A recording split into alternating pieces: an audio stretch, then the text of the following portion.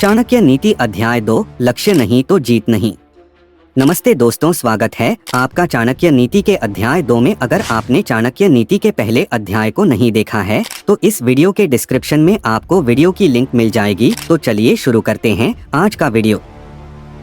विपत्ति के समय काम आने वाले धन की रक्षा करें, धन से स्त्री की रक्षा करें और अपनी रक्षा धन और स्त्री से सदा करें।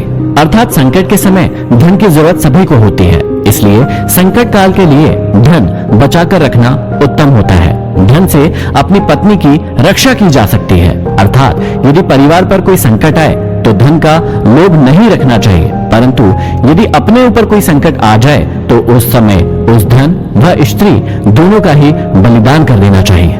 आगे श्री चाणक्य कहते हैं कि आपत्ति से बचने के लिए धन की रक्षा करें, क्योंकि पता नहीं कब आपदा आ जाए और लक्ष्मी तो चंचल है। संचय किया गया धन कभी भी नष्ट हो सकता है। श्री चाणक्य कहते हैं कि जिस देश में सम्मान नहीं, आजीविका के साधन नहीं, बंधु बांधव अर्थात परिवार नहीं और विद्या प्राप्त करने के साधन नहीं, वहां हमें कभी भी नहीं रहना चाहिए। अगले श्लोक में श्री चाणक्य कहते हैं कि जहां धनी, वैदिक ब्राह्मण, राजा, नदी और वैद ये 5 ना हो, वहां एक दिन से भी ज्यादा नहीं रहना चाहिए। भावार्थ यह है कि जिस जगह पर इन 5 का अभाव हो वहां मनुष्य को एक दिन भी ठहरना उत्तम नहीं होगा। जहां धनी व्यक्ति होंगे वहां व्यापार अच्छा होगा, जहां व्यापार अच्छा होगा तो वहां आजीविका के साधन भी अच्छे होंगे। जहां श्रुतियों अर्थात वेदों के ज्ञाता ब्राह्मण होंगे वहां मनुष्य जीवन के धार्मिक तथा ज्ञान के क्षेत्र में भी विस्तृत रूप से फैले हुए होंगे। जहां स्वच्छ जल की नदियां होंगी वहां जल का अभाव नहीं रहेगा और जहां कुशल वैद्य होंगे वहां बीमारी पास में नहीं आ सकती। आगे श्री चाणक्य कहते हैं कि जहां जीविका, भय, लज्जा, चतुराई और त्याग की भावना ये 5 चीज ना हो वहां के लोगों का साथ कभी ना करें। श्री चाणक्य कहते हैं कि जिस स्थान पर जीवन यापन के साधन ना हो, जहां सदैव भय की परिस्थिति बनी रहती हो, जहां लज्जाशील व्यक्तियों की जगह बेशर्म और खुदगर्ज लोग रहते हो, जहां कला कौशल और हस्तशिल्प का सर्वदा अभाव हो और जहां के लोगों के मन में जरा भी त्याग और परोपकार की भावनाएं ना हो, वहां के लोगों के साथ ना तो रहें और ना ही उनसे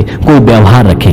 श्री चाणक्य कहते हैं कि नौकरों को बाहर भेजने पर, भाई बंधुओं को संकट के समय तथा दोस्तों को विपरीत परिस्थितियों में और अपने स्त्री को धन के नष्ट हो जाने पर परखना चाहिए, अर्थात उनकी परीक्षा लेनी चाहिए। चाणक्य ने समय समय पर अपने सेवकों, भाई बंधुओं, मित्रों और अपनी स्त्री की परीक्षा लेने की बात कही है। समय आने पर ये लोग आपका किस प्रकार साथ देते हैं या देंगे, इसकी जांच उनके कार्यों से ही होती है। वास्तव में संसार में मनुष्य का संपर्क अपने सेवकों, मित्रों और अपने निकट रहने वाली अपनी पत्नी से होता है। यदि ये लोग छल करने लगे तो जीवन दुभर हो जाता है।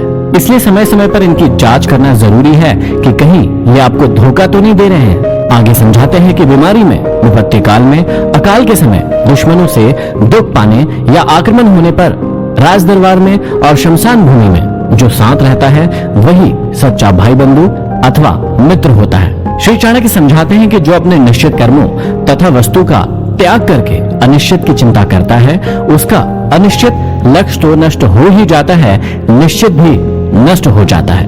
किसी ने सही कहा है, आधी को छोड़ सारी को धावे, आधी मिले न पूरी पावे। जो व्यक्ति अपने निश्चित लक्ष्य से भटक जाता है उसका कोई भी लक्ष्य पूरा नहीं हो पाता है। अर्थात भाव यही है कि आदमी को उन्हीं कार्यों में अपने हाथ डालना चाहिए जिन्हें वह पूरा करने की सामर्थ्य रखता हो। आगे श्री चाणक्य कहते हैं कि बुद्धिमान इंसान को अच्छे कुल में जन्म लेने वाली कुरूप कन्या से भी विवाह कर लेना चाहिए, परंतु अच्छे रूप वाली नीच कुल की कन्या से विवाह नहीं करना चाहिए, क्योंकि विवाह संबंध समान कुल में ही श्रेष्ठ होता है। लंबे नाखून वाले हिंसक पशुओं, नदियों, बड़े बड़े सिंह वाले पशुओं, शस्त्रधारियों, स्त्रियों और राज परिवारों का कभी भी विश्वास नहीं करना चाहिए। श्री चाणक्य कहते हैं कि पुरुषों की अपेक्षा स्त्रियों का भोजन दुगना, लज्जा चौगुनी, साहस 6 गुना और काम 8 गुना अधिक होता है। इन बातों का हमेशा ध्यान रखना चाहिए। यह था भाग 1। अब हम सुनेंगे अगले एपिसोड में भाग 2। आप सुन रहे हैं कुकू FM MB मोटिवेशन के साथ।